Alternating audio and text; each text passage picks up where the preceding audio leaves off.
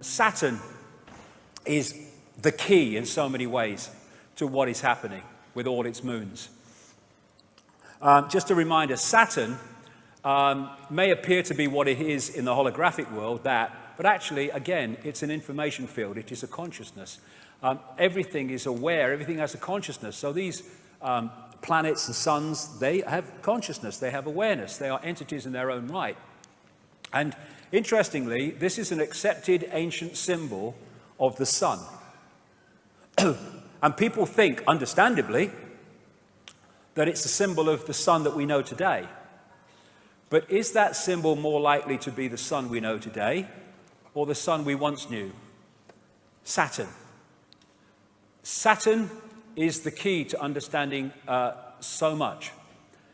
It was known as the old sun. It is known in occult as the old sun, the dark sun, and the dark lord, the Lord of the Rings. And the massive penny dropped for me.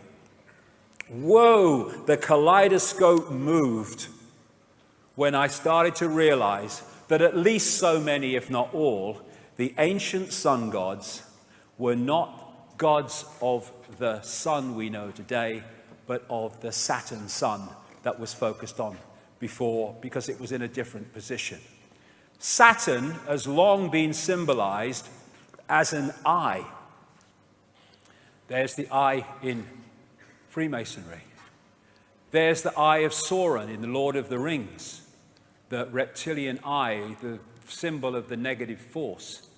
And what happened in the massive and brilliant work of David Talbot in the Saturn myth is that at some point there was an enormous ejection of debris in an explosion out of Saturn. And it formed like a luminous crescent because it reflected light at certain points of the day. And this, as the Earth moved on its axis, when viewed from the Earth, this appeared to move around Saturn. And at different points, there were different symbolism for different points. But this was the one that really was the focus of Saturn symbolism, because this was when that luminous crescent was at its most luminous during the day. And so you find this symbol over and over in the ancient world. And this is a common recurring theme of Saturn. And this, the crescent symbolically, and the disk of the Saturn sun, the dwarf star. And so from this came the horned god and the horned goddess. There is Madonna in her Super Bowl performance at halftime, which was so Saturn in its symbolism, it was laughable, including the fiery eye.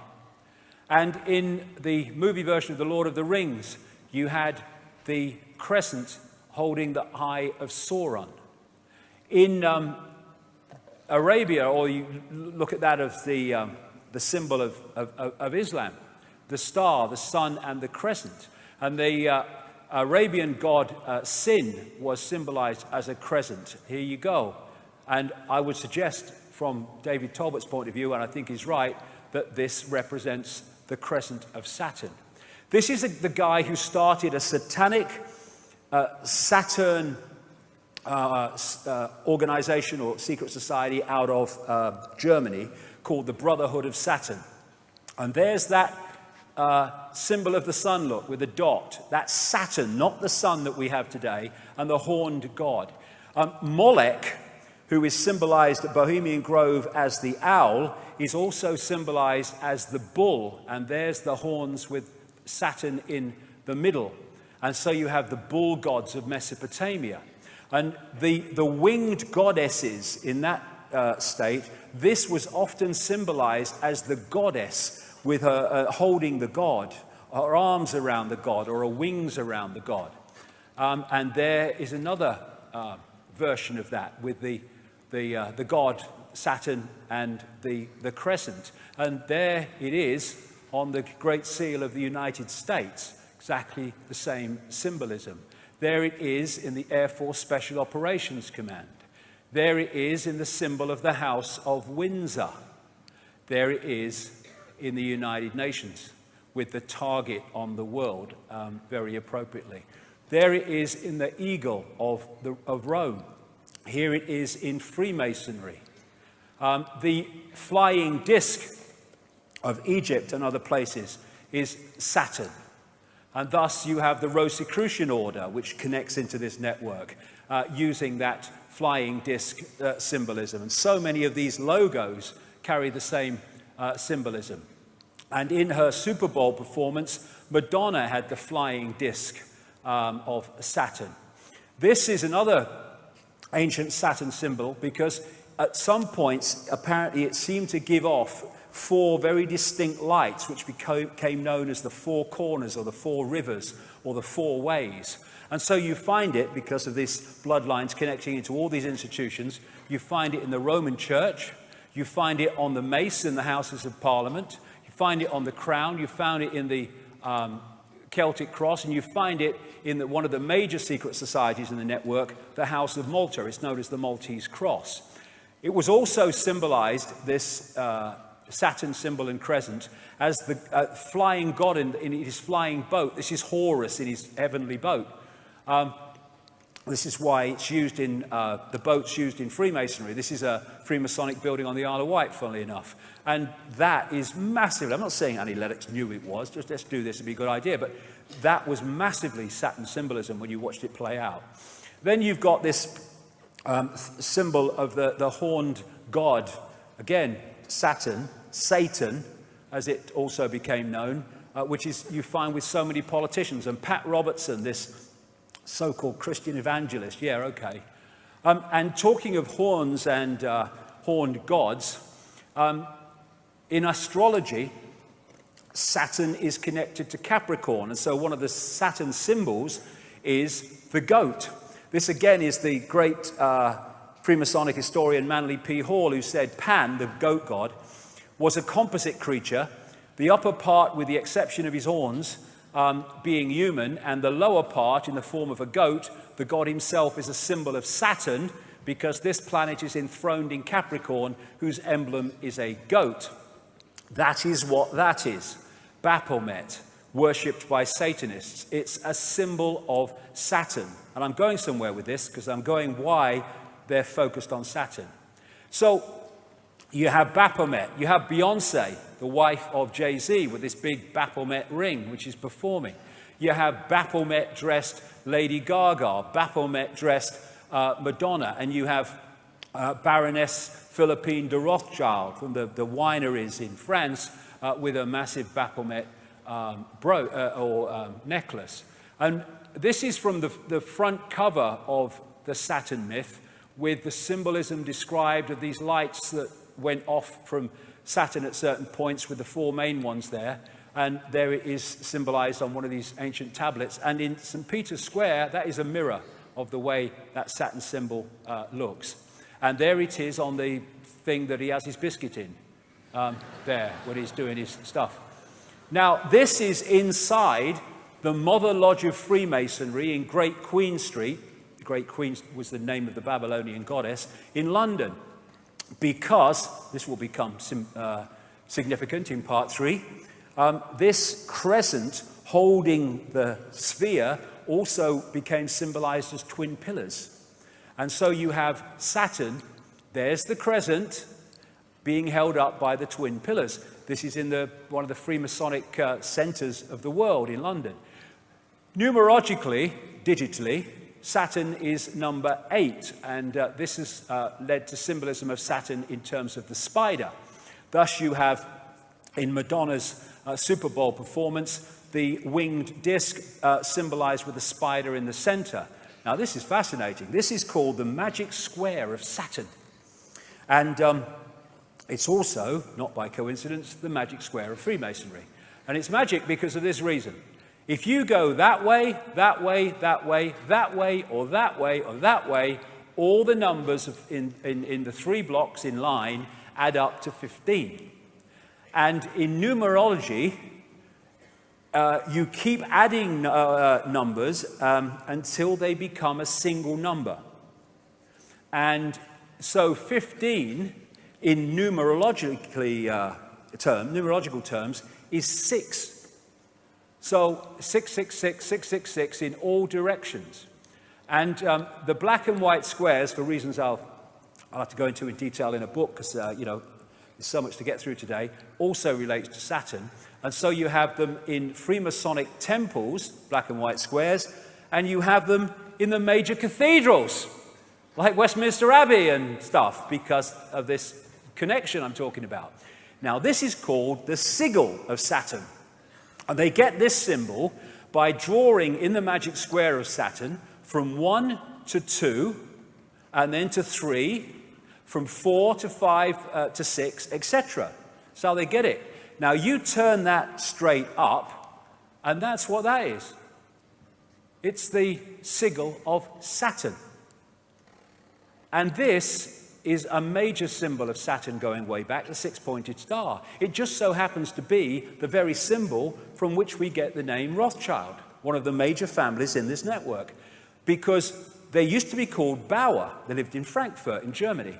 But they had this red six-pointed star hexagram on the front of their house, and they changed their name to from Bauer to Red Shield in German, Rothschild, red sign or red shield, Rothschild. So they're named after this very symbol. And it was they that created Israel, not on behalf of Jewish people, on behalf of their bloody agenda that treats Jewish people with as much disdain as any of the rest of us. And so you have their symbol on the flag of Israel. They use the six-pointed star so much in law enforcement. This is on a public building in Toronto, right in the center of the six-pointed star. There's the horned god. There's the sheriff and a medal. There is the six-pointed star representing Saturn on an ancient clay depiction. And there it is on Credo Mutwa's 500 to 1,000-year-old Zulu hand symbol. If you do that on the dollar bill, you get the six-pointed star, and those letters make an anagram of Mason, interestingly. Inside the Great Mother Lodge of Freemasonry in Great Queen Street, London, there is the Twin Towers, symbolic of the crescent, and there is Saturn again, the six-pointed star. Now, of course, the Roman Church and Christianity, that is anti-Freemasonry and anti-secret societies because they're naughty, but it's on his bloody fish hat, look, right? They're everywhere because the same force is in control. Here you go, I have a bit more Madonna, there you go. And on the Great Seal of the United States, those 13 stars make up a six-pointed star, not by accident. And therefore, again, we keep coming back to this, all these different areas of society are in the end focused on one thing. Satanism is Saturnism. This is Fritz Springmeier, a long-time researcher into this and symbolism, etc., and Satanism. Saturn is an important key to understanding the long heritage this conspiracy has back to antiquity. The city of Rome was originally known as the Saturnia, or City of Saturn. The Roman Catholic Church retains much of Saturn worship in its ritual. Saturn also relates to Lucifer. In various occult dictionaries, Saturn is associated with evil. And this is the remains of the Temple of Saturn in Rome. And just next to this is this place called Capitoline Hill now, but before that called Mons Saturnus, the Hill of Saturn. And this is a very symbolically important place to the bloodlines. And this whole thing about the skull and bones, Capitoline Hill comes from caput, meaning dead, because they were supposed to have found a human skull there, and they call it caput, Capitoline Hill. That's why we say kaput when something's dead. And you have the theme in Christianity of Golgotha and Calvary, the place of the skull, hill of the skull. And Capitoline Hill became Capitol Hill when the bloodlines moved in on America. Now, the North Pole, the northern pole of Saturn, is a permanent storm which takes the form of a hexagon. And this has been found by the Cassini spacecraft, and I think the Voyager one before that in the early 80s. And the hexagon also is an expression of the hexagram, or of the six-pointed star. because all these different symbols that I'm going to talk about now are different expressions of the same frequency state. So you look at this crop circle from England this year, and it is a hexagon. But a hexagon is a flattened out cube. So when you look at it from another angle, it's a cube. Well, it just so happens that an ancient symbol of Saturn is the cube, especially the black cube. And I would suggest that's what they are. The Kaaba, the focus of worship in Islam, Kaaba means cube. The tefillin, the cube on the head in Judaism. And when people go to worship around the Kaaba, they're told to pray in concentric circles. Remind you of anything? And they're told to walk around it, and their energy can be drawn. And if you focus on something that represents Saturn, Saturn is where the energy goes. In Judaism, they have Solomon's temple. Every syllable of Solomon means the sun. And the Holy of Holies in the so-called Solomon's temple was supposed to be a cube. They talk in Revelation about the New Jerusalem in cube terms. There's these massive cubes that they use. This is outside the one of the banks near Wall Street, near where the protests are. And you see these black cubes and cubes like used by Apple and stuff. Saturn symbolism. In Doctor Who, they had this recent one where the Earth was invaded by black cubes. Star Trek, you had the Borg, who were these cyborg-like, exactly as the are described by the Gnostics of the Archons, and they used to move around in these cubes. If you geometrically represent the cross, then it is a flattened out cube. When you look at the depictions of these people, not Lady Gaga, but others, these religious leaders with the halo, well, that comes from Saturn as well, that halo when that luminous crescent was in that position. Astrologically, that's the symbol of Saturn. And what they symbolized this as was the sickle and the hammer. And when the Rothschilds created the Soviet Union, provable fact if you look at the evidence, they used the symbol of Saturn as the symbol of the Soviet Union. There's that symbol on this guy from the Brotherhood of Saturn. The Jesuits are a major secret society in this global network, and there's the symbol of Saturn in their symbolism very bloody clearly. The snake on the cross also relates to this in some ways. Now, this is going to take us forward here, because the god of Saturn of the Greeks was called Kronos. And Kronos was, because he was the god Saturn, the sickle, the scythe, was represented as holding the scythe, and also he was depicted as the god of time. And he had the beard, the white beard, and he became Old Father Time. That's Kronos, that's the god of Saturn. He also became the Grim Reaper, because Saturn is the planet, I say, son of death. And Kronos became crown, a symbol of the bloodlines. Kali, a goddess related to Saturn, it was called the Black One, and the goddess of time, depicted with a protruding tongue. There's Madonna again. I mean, she must have the bloody book she works through, this one. The god El, the Hebrew god El, was their god of Saturn. So El and Elohim are demiurge and archons, I would suggest. So we have archangels, Michael, Gabriel, Uriel, Raphael, another name for Jesus, Emmanuel. We have the Gospels, Chapel, elders, elevated to the priesthood, elections where pawns are elected to serve the elite. We have Isis, Ra, El, all names relating to Saturn.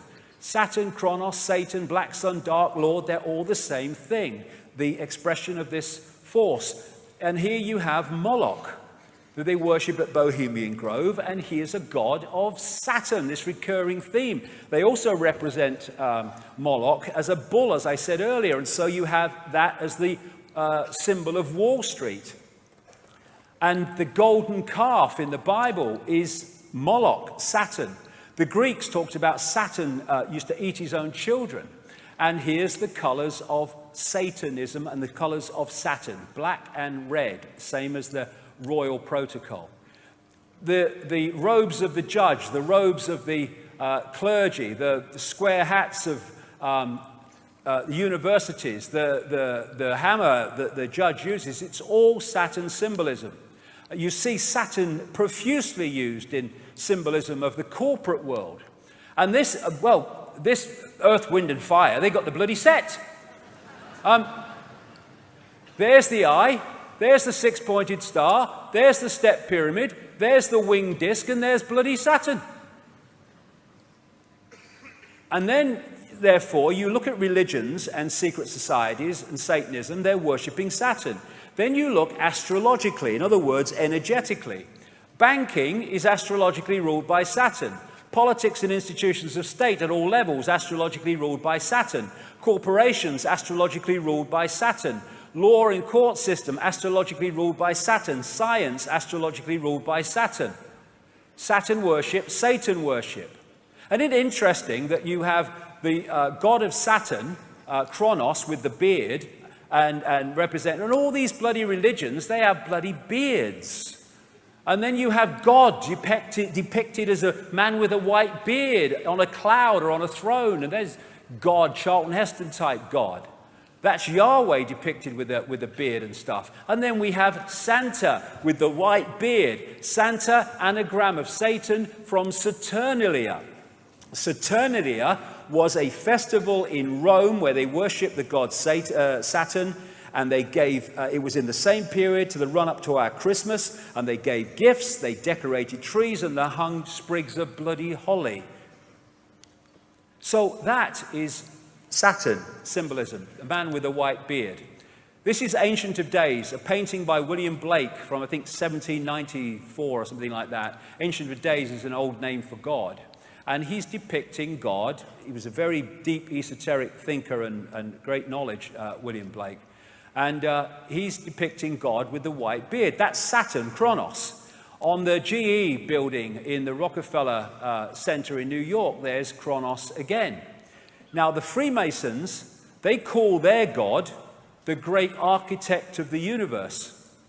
The demiurge was known by the Gnostics as the great architect of the universe. Which brings us to the white-bearded architect of The Matrix, in the Matrix movie series. So where is this leading us?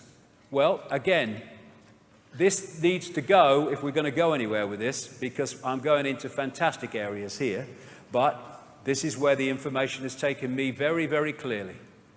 And the hardest thing to see is what is in front of your eyes, as this man rightly said. The Gnostics talked about the fact that the archons make something appear to happen that does not actually happen. They can induce a virtual reality experience. The Islamic people and pre-Islamic people talk about the jinn manipulating humans by creating illusions. I was in New York in 2010, and someone took me to the subway station for Ground Zero. And when I saw it, it was like, whoa, it hit me big time. There was, first of all, this eyes all along the platforms, but there is this massive depiction of the world on the floor, and then there's an eye, and going out from this eye are these broadcast transmissions. And that hit me so powerfully. And Neil Haig was with me, and we kind of looked at each other and said, that's Saturn, isn't it? And remember, physicists have said only this last few days, they may have evidence the universe is a computer simulation. Well, I say that it's a virtual reality, which has been hacked into, and that hack is the reality that we're experiencing, the fake reality. And that hack, I say, comes from Saturn. Because I'm saying that these rings are actually a massive broadcast transmission system which is broadcasting a fake reality within the frequency range that we are decoding, and therefore we are picking up that fake reality. When the Cassini spacecraft arrived at Saturn in 2004, found many things that was unexplainable, you know, things like the hexagon North Pole storm and stuff like that.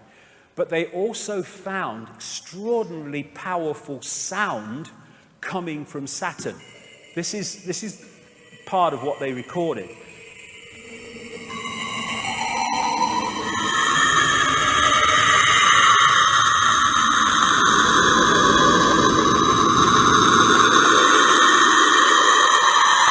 Nice, man.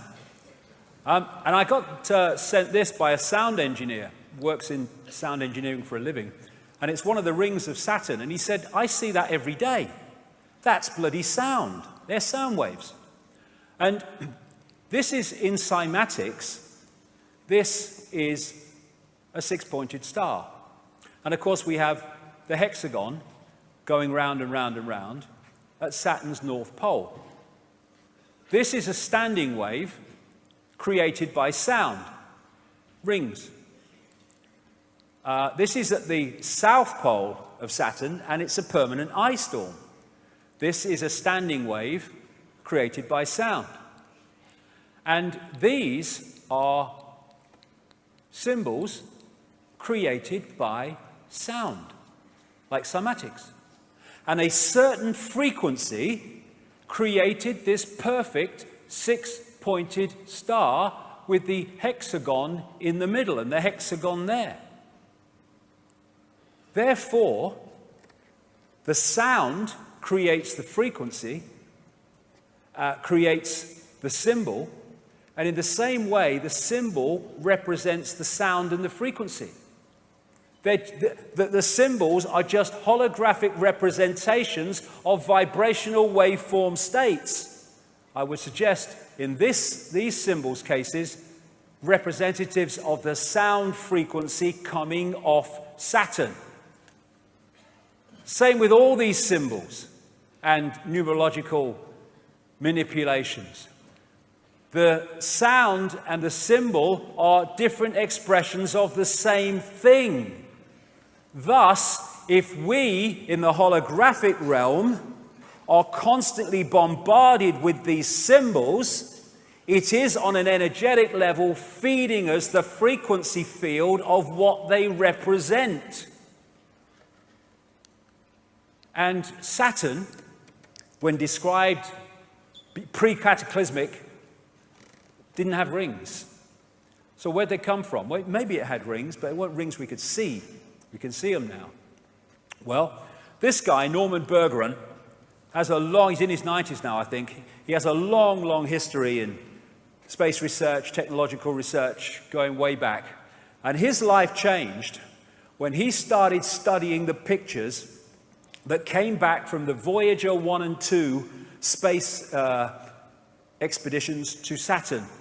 They arrived in 1980-81. Because when he studied them, he realized there was something very strange about Saturn's rings. And he said this in his book, The Ring Makers of Saturn. Several years ago, a number of folks in the astronomy and physics world began theorizing that these rings had to be much younger than the universe, perhaps only about 100 million years old. But one pair of pictures shows a change in 5 minutes.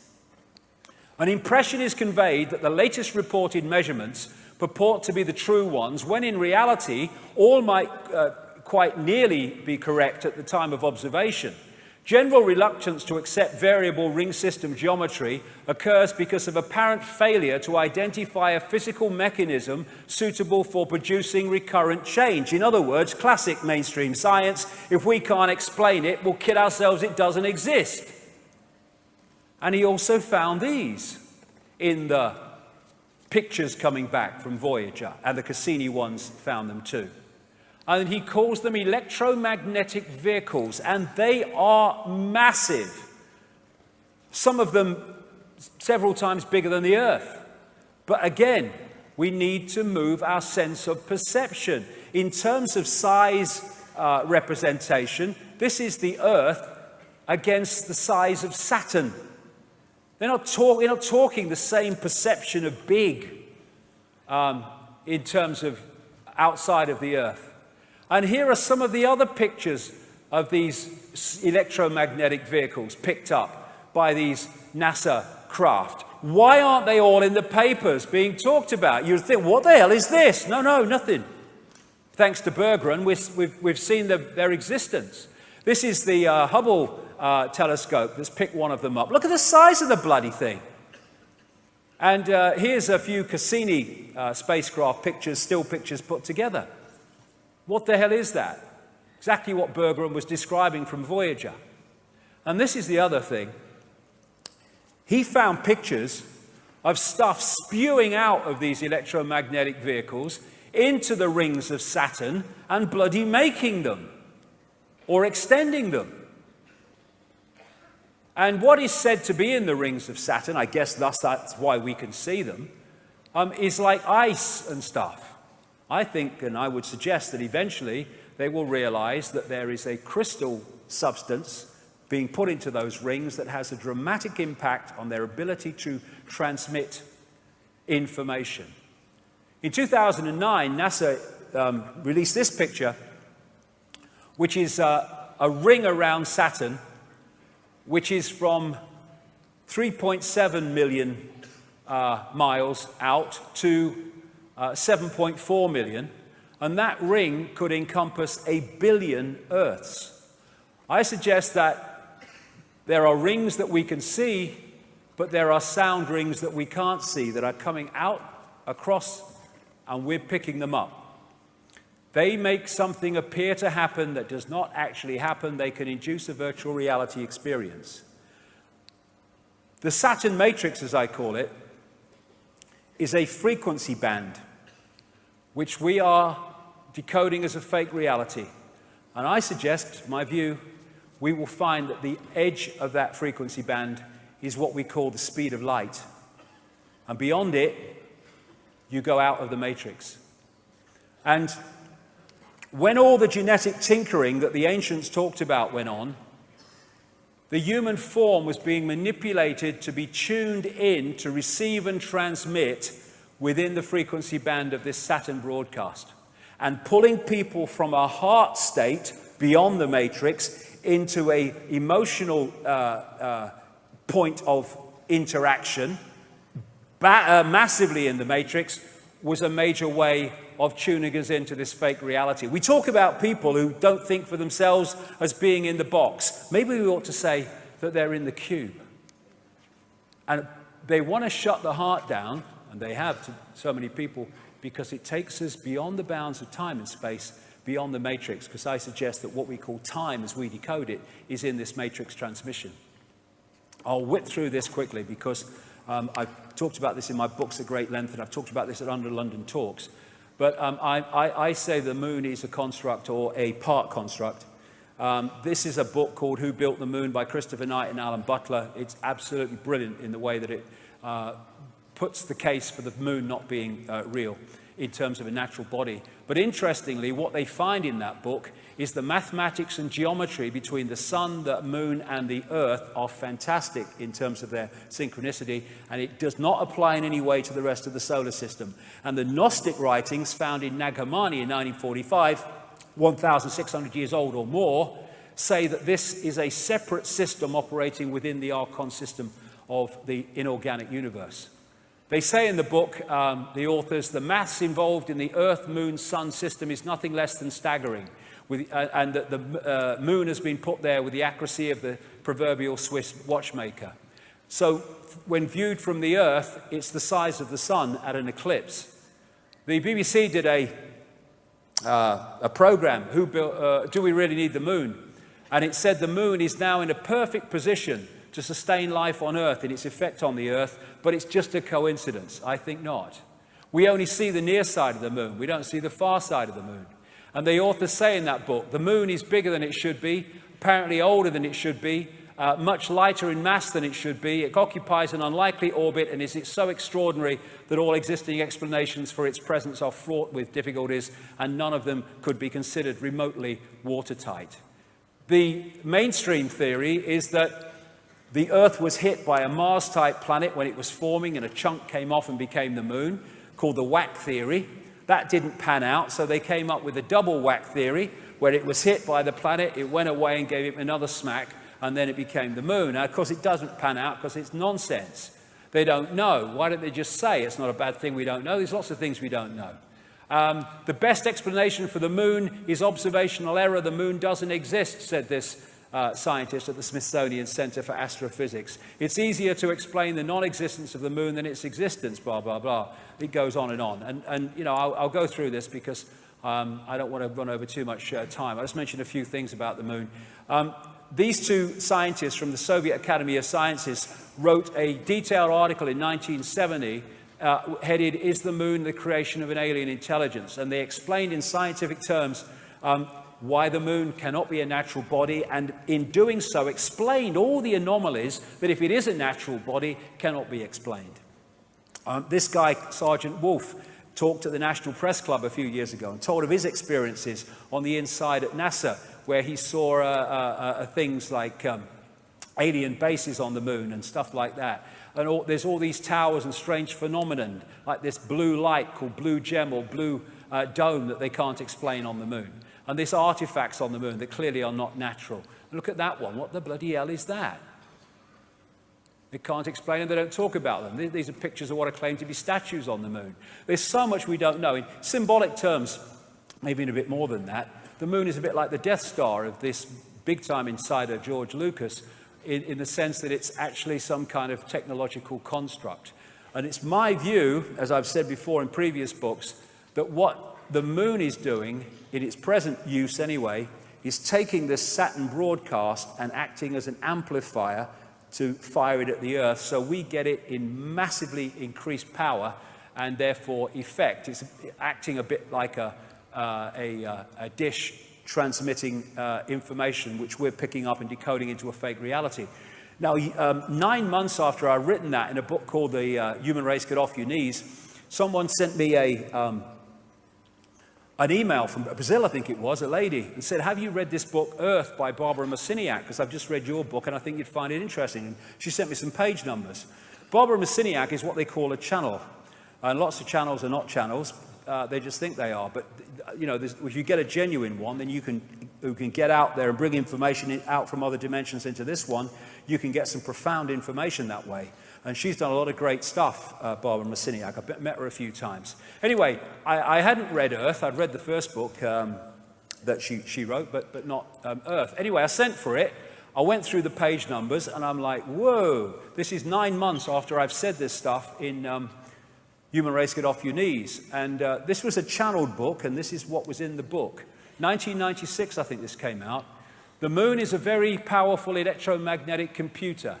The energy from the moon has been beaming electromagnetic frequencies onto the Earth for eons now to maintain the two-stranded DNA. The moon is a satellite that was constructed. It was anchored outside Earth's atmosphere as a mediating and monitoring device, a supercomputer or eye in the sky. Earth must be owned by those who dwell there. However, it is not. You have outside gods, creator energies, who prevent you as a species from having free reign with your kundalini. That's the energy of awakening, in effect. The influence of the moon as a main satellite computer affects all of the Earth. The moon's programs have for eons been of great limitation towards human beings. There are repetitive cycles that the moon creates to which you respond. The tales about the full moon and insanity, madness and heightened bleeding are all quite true. You know that television influences you a great deal. The moon is the same way.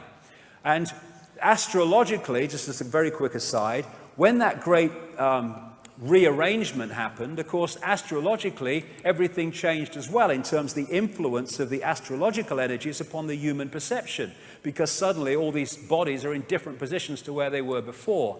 So the Saturn-Moon matrix, as I call it, I say anyway, is generating a frequency band, a fake reality, which we are decoding to be what seems to be a real reality, and the genetic manipulation has tuned us into it and created this cycle of round and round the garden. It's coming, it's coming, it's coming, as the guy said in the video. And Neil Haig has this concept of moonopoly, or Saturn moonopoly. And it goes like this. You get up in the morning and you have your breakfast and then you go to work. And then you have your lunch, sandwich normally, and then I go to work and then I go home and then I have my tea and then I watch a bit of telly and then I go to bed. Then I get up and I go to work, and then I have my lunch, sandwich and all. And I mean, look at us. We are infinite consciousness, infinite awareness. All there is, has been, and ever can be.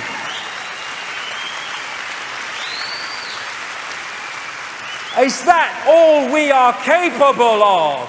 No. But we are locked into these cycles to which we respond. No response. See it as you couldn't see it before. An end to work, buy, consume, die. That's what that is. And this matrix creates a firewall that holds us from seeing further into the energy field and holds us in this tiny frequency band we call visible light. What they've done is taken the universal energy field, the universal construct, and they have hijacked, hacked into it, and they're feeding a fake reality to us from within that construct. And therefore it's gold. Oh, my life's in a terrible state. I'm just making adjustments to my life. Oh, life's great. And they're all freaking illusions.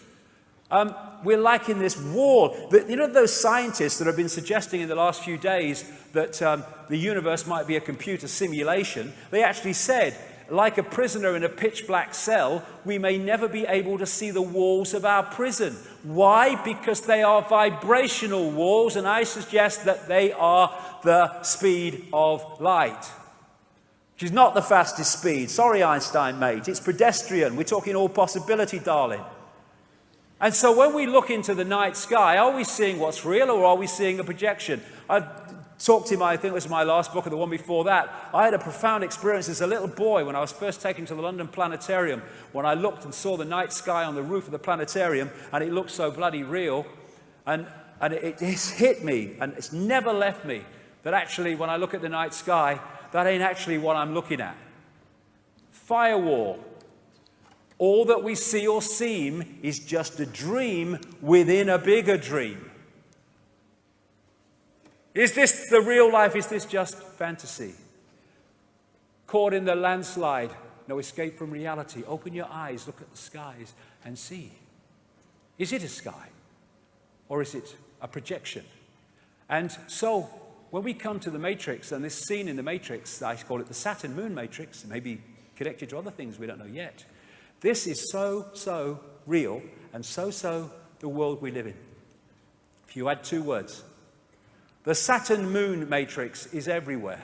It is all around us, even now in this very room. You can see it when you look out your window or you turn on your television. You can feel it when you go to work, when you go to church, when you pay your taxes. It is the world that has been pulled over your eyes to blind you from the truth. What truth? That you are a slave, Neil. Like everyone else, you were born into bondage, born into a prison that you cannot smell or taste or touch, a prison for your mind. Archon world. We live in Archon world. I'm going to bring this down now before we have a break. I'll bring this down into the world that we live in now. This guy, a great cosmologist who knew far more than he was saying or was allowed to say, Carl Sagan, he wrote a book, The Dragons of Eden, in which he talked about the fundamental importance of understanding the reptilian impact of reptilian genetics on human behavior. Because the reptilian brain fundamentally affects human behavior. And I suggest that before the genetic tinkering, either that wasn't there or was nothing like as powerful as it is now. And I came across these books after I was a long way down the line. I came across these books by Carlos Castaneda, in which he was quoting a Central American shaman called Don Juan Matos. And when I read some of the stuff in these books that this shaman had said, it was like, whoa, we talk about confirmation. He talks about the archons and the jinn in exactly the same terms, but he calls them the flyers. But they're the same entities. And this is what he said about them in the books. We have a predator that came from the depths of the cosmos and took over the rule of our lives. Human beings are its prisoners. The predator is our Lord and Master. It has rendered us docile, helpless. If we want to protest, it suppresses our protest. If we want to act independently, it demands we don't do so. Indeed, we are held prisoner. They took over us because we are food to them, energy. And they squeeze us mercilessly because we are their sustenance. Just as we rear chickens in coops, the predators rear us in human coops, human eros. Therefore, their food is always available to them. The Matrix is a computer-generated dream world built to keep us under control in order to change a human being into this. Think, Matt has said, for a moment, and tell me how you would explain the contradictions between the intelligence of man the engineer and the stupidity of his systems of belief, or the stupidity of his contradictory behavior. Sorcerers believe that the predators have given us our systems of beliefs, yes, our ideas of good and evil, our social mores. They are the ones who have set up our dreams of success or failure. They have given us covetousness, greed, and cowardice. It is the predator who makes us complacent, routinary, and egomaniacal, feeding the wolf. In order to keep us obedient and meek and weak, the predators have engaged themselves in a stupendous maneuver. Stupendous, of course, from the point of view of a fighting strategist, a horrendous maneuver from the point of those who suffer it. They gave us their mind. The predator's mind is baroque, contradictory, morose, filled with the fear of being discovered any minute now. They gave us their mind, and that, I suggest, is how they've done it. And they also, more than gave us our mind, they gave us their frequency via junk or non-coding DNA. We are at last, hallelujah, brother and sister, having mainstream scientists seeing the blatant, beyond belief, obvious that 98% of DNA, which they have called junk because they didn't know what it did and said it had no function, actually does, stands back in amazement, have a function. And in that 98% of DNA, non-coding DNA, are programs, behavior programs, perception programs, emotional programs that if we are not beyond mind-body conscious, we lock into and they become us. People in that state, I suggest, it is very possible, and I say highly likely, they can go through an entire human lifetime and not have an original thought or emotional response that isn't coming from the program. This is Boston University and Harvard Medical School research. They examined 37 DNA sequences containing at least 50,000 base pairs and one with 2.2 million base pairs. Lead researcher Eugene Stanley. Non-coding DNA sequences do contain a structured language fundamentally unlike the coding in genes. We therefore need to consider the possibility that the junk DNA may carry some kind of message. Yes, it does, many. And one of them is the human control system when we're pulled into body-mind. Russian DNA research. It appears that the languages we were looking for are in fact hidden in the 98% junk DNA contained in our own genetic apparatus. The basic principle of these languages is similar to the language of holographic images based on the principles of laser radiations of the genetic structures which operate together as a quasi-intelligent system. And this recent announcement by this institute at the Harvard Medical School, all data that humanity creates in a year can be stored on 4 grams of DNA. That's how much information we have in the human structure.